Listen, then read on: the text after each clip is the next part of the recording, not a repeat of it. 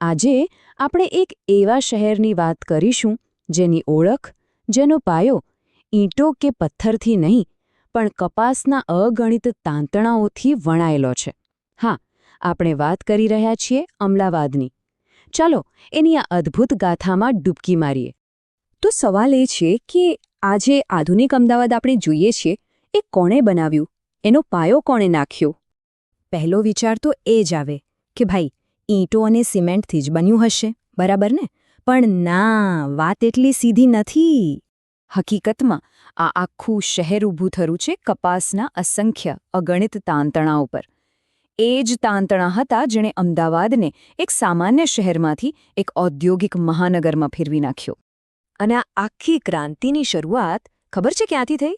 માત્ર એક જ વ્યક્તિના સ્વપ્નથી. આ નામ યાદ રાખજો, રણછોડલાલ છોટાલાલ. એમનો સંઘર્ષ અકલ્પનીય હતો.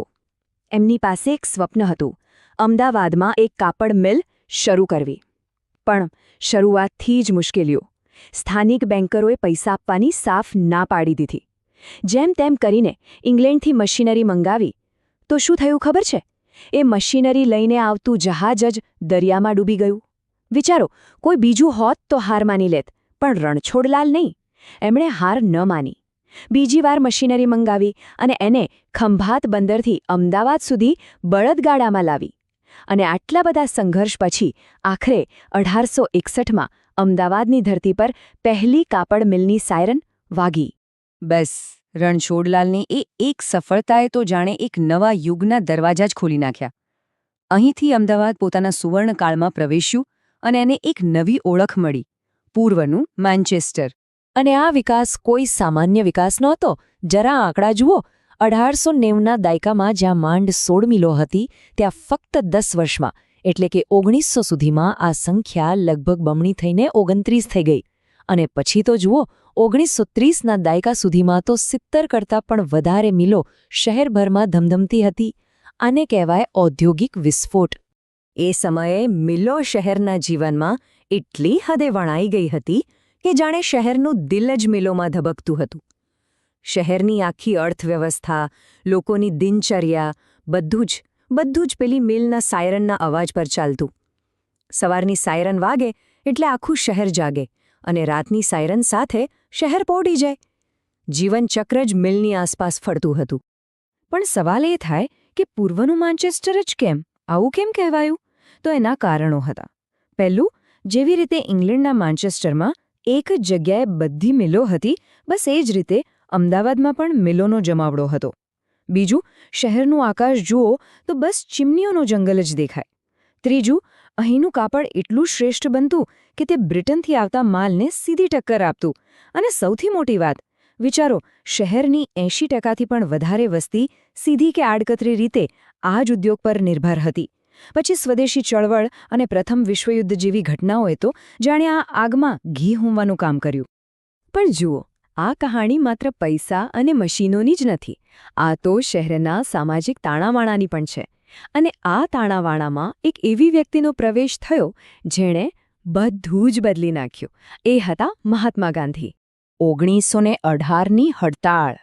આ એક ઐતિહાસિક ઘટના હતી. થયું એવું કે પ્લેગનો રોગચાળો ફેલાયો ત્યારે મજૂરોને પ્લેગ બોનસ આપવામાં આવતું હતું. જેવો રોગચાળો શમ્યો, મિલ માલિકોએ એ બોનસ બંધ કરી દીધું. પણ મોંઘવારી વધી ગઈ હતી એટલે મજૂરોએ 50% પગાર વધારાની માંગ કરી. માલિકો કેટલા આપવા તૈયાર હતા? માત્ર 20%. બસ અહીંયા જ વિવાદ થયો અને ત્યારે મેદાનમાં આવ્યા ગાંધીજી.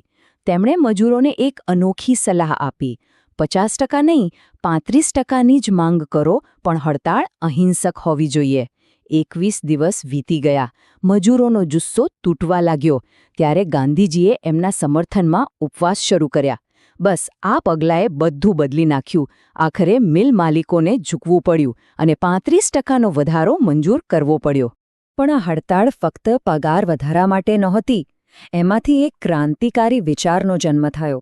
એ હતો ટ્રસ્ટીશિપનો સિદ્ધાંત. ગાંધીજીએ શું કહ્યું? એમણે કહ્યું કે મિલ માલિકો સંપત્તિના અસલી માલિક નથી. એ તો સમાજ વતી એ સંપત્તિના ટ્રસ્ટી એટલે કે સંભાળો રાખનારા છે. એટલે કોઈ પણ વિવાદ થાય તો લડી ઝઘડીને નહીં, પણ વાતચીત અને પંચ પ્રણાલીથી ઉકેલવો જોઈએ. અને આ જે મોડેલ હતું ને એ ગજબનું સફળ રહ્યું. મજૂર મહાજન સંઘ એટલે કે ટેક્સટાઇલ લેબર એસોસિએશનના નેતૃત્વમાં અમદાવાદમાં દાયકાઓ સુધી મોટી હડતાળો થઈ જ નહીં. ઔદ્યોગિક શાંતિ સ્થપાઈ. જે સમયે મુંબઈ અને કલકત્તા જેવા શહેરો સતત હડતાળોથી પીડાતા હતા, ત્યારે અમદાવાદ શાંતિથી વિકાસની નવી ઊંચાઈઓ સર કરી રહ્યું હતું. પણ કહેવાય છે ને કે સમય હંમેશા એક સરખો નથી રહેતો. લગભગ એક સદી સુધી રાજ કર્યા પછી આ સુવર્ણ યુગનો અંત નજીક આવી રહ્યો હતો. 1970 અને 80ના દાયકામાં આ ભવ્ય ઇમારતની દિવાલોમાં ધીમે ધીમે તિરાડો પડવાની શરૂઆત થઈ. તો આવું કેમ થયું? આટલો મોટો ઉદ્યોગ પડી કેમ ભાંગ્યો? જુઓ, કોઈ એક કારણ નહોતું. ઘણા બધા પરિબળો ભેગા થયા. પણ સૌથી મોટું કારણ, લગભગ 50% જવાબદાર, હતું આધુનિકીકરણનો અભાવ. મિલ માલિકોએ સમય સાથે બદલાવ ન કર્યો, નવી ટેકનોલોજીમાં રોકાણ જ ન કર્યું. પછી બીજો મોટો ફટકો, લગભગ 20%, સસ્તા પાવરલૂમથી પડ્યો. એની સાથે સિન્થેટિક કાપડની લોકપ્રિયતા વધી, સરકારી નીતિઓ બદલાઈ અને શ્રમ કાયદાઓ પણ કડક બન્યા. બસ આ બધાએ મળીને આ ઉદ્યોગનો ભોગ લઈ લીધો. અને આની જે માનવીય કિંમત ચૂકવવી પડી એ ભયાનક હતી. 1980થી 1995 આ દોઢ દાયકાને મિલબંધીનો યુગ કહેવાય છે.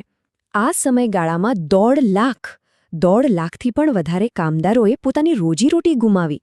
આ માત્ર એક આંકડો નથી, આખા શહેરની વેદના છે. પણ અમદાવાદની કહાણી અહીંયા પૂરી નથી થતી. કહેવાય છે ને કે ફિનિક્સ પક્ષી રાખમાંથી બેઠું થાય છે. બસ એ જ રીતે આ રાખમાંથી એક નવા અમદાવાદનો જન્મ થયો. ઘણા વર્ષો સુધી પેલી બંધ મિલોના ખંડેરો એ શહેરના ભવ્ય ભૂતકાળના મૂક સાક્ષી બનીને ઊભા રહ્યા. એ એક યુગના અંતનું જીવંત પણ નિષ્પ્રાણ પ્રતીક હતા. પણ અમદાવાદની ઉદ્યોગ સાહસિકતાની ભાવના મરી નહોતી. પરિવર્તન આવ્યું. 90ના દાયકામાં અરવિંદ મિલ્સે એક મોટો દાવ રમ્યો. પરંપરાગત કપાસ છોડીને એમણે ડેનિમ બનાવવાનું શરૂ કર્યું અને જોતજોતામાં દુનિયાભરમાં છવાઈ ગયા. પછી 2000ના દાયકામાં સરકારે પણ બંધ મિલોની જમીનોના વિકાસ માટે લીલી ઝંડી આપી અને આજે પરિણામ આપણી સામે છે. એ જ ખંડેરોની જગ્યા પર આજે મોટા મોટા શોપિંગ મોલ્સ, લક્ઝરી અપાર્ટમેન્ટ્સ અને કોમર્શિયલ કોમ્પ્લેક્સ ચમકી રહ્યા છે. તો જુઓ, શહેરની ઓળખ કેવી રીતે બદલાઈ. એક સમય જે શહેર પૂર્વનું મેન્ચેસ્ટર તરીકે ગર્વ કરતું હતું, એ જ શહેર આજે ભારતની ડેનિમ રાજધાની તરીકે ઓળખાય છે. આ એક અદ્ભુત, અકલ્પનીય પરિવર્તન છે. અમદાવાદની આ આખી ગાથા આપણને એક બહુ મોટા સવાલ પર લાવીને ઊભી રાખે છે. કોઈપણ શહેરની ઓળખ ક્યારેય સ્થિર નથી હોતી, એ સતત બદલાતી રહે છે. પણ જ્યારે કોઈ શહેરને બનાવનાર, એને ઓળખ આપનાર આખો ઉદ્યોગ જ ખતમ થઈ જાય, ત્યારે શું થાય? અને જે નવો પાયો રચાય છે, શું એ જૂના જેટલો જ મજબૂત હોય છે? આ એક એવો પ્રશ્ન છે જેનો જવાબ વિચારવા જેવો છે.